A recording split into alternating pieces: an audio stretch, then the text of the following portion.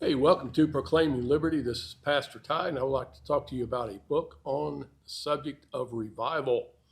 Now, if you're a Bible believing Christian like myself, I think that you are hungry to see revival in this country, in the professing Christian church around the world, even. And so I'd like to share with you some things I learned from a book called Why Revival Tarries by the late Leonard Ravenhill. Now, I've read and reread Ravenhill's book many times, and when I taught in Bible colleges, I said, and I still say today, that this is a must read for anyone who believes they're called to preach. This book is as old as I am. It published the same year that I was born. Yeah, I know you never dreamed I was that old, right?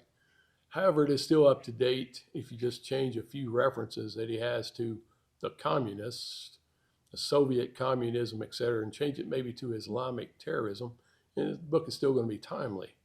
Consider some of the quotes from Why Revival Tarries. Speaking on prayer, he writes, quote, "Prayer is profoundly simple and simply profound. A Niagara of burning words does not mean God is either impressed or moved."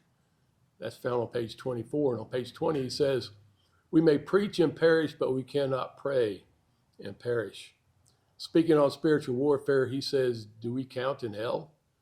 I mean, would demons ever say, 'Jesus I know,' and 'Pastor I know'?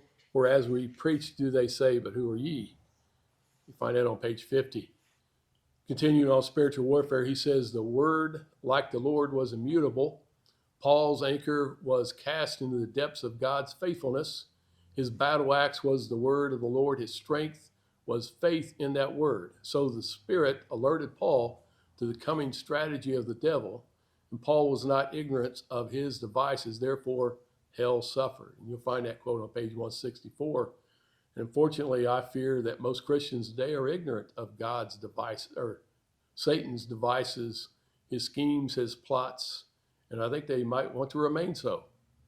Writing to preachers, Ravenhill says this: "Brethren, if we will do God's work in God's way at God's time with God's power, we shall have God's blessing and the devil's curses. When God opens the windows of heavens to bless us, the devil will open the door of hell to blast us. Mere preachers may help anybody and hurt nobody, but prophets will stir everybody and madden somebody. The preacher may go with the crowd, the prophet goes against it. A man freed, fired, and filled with God will be branded unpatriotic because he speaks against his nation's sins, unkind because his tongue is a two-edged sword, unbalanced because the weight of preaching opinion is against him. The preacher will be heralded, the prophet will be hounded." And he writes that on page 39. Writing of the preaching of the Apostle Paul, he says he upset synagogues, had revivals and riots, either one or the other, sometimes both. We seem to have neither, on page 119. After mentioning briefly about the evil geniuses of Moscow, and here put in whatever Islamic terrorists or whatever, Ravenhill writes, "Behind follows the purple pageantry of papal Rome. More of the devil has substituted reincarnation for regeneration, familiar spirits for the Holy Spirit, Christian science for divine healing, the Antichrist for the true Christ, and the Church of Rome for the true church.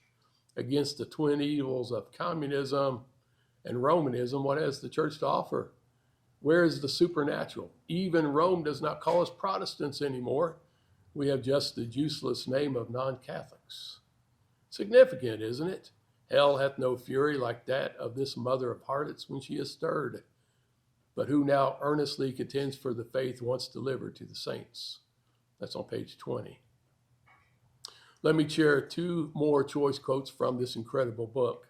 On page 58, he writes, "We must alter the altar, for the altar is a place to die on. Let those who will not pay this price leave it alone."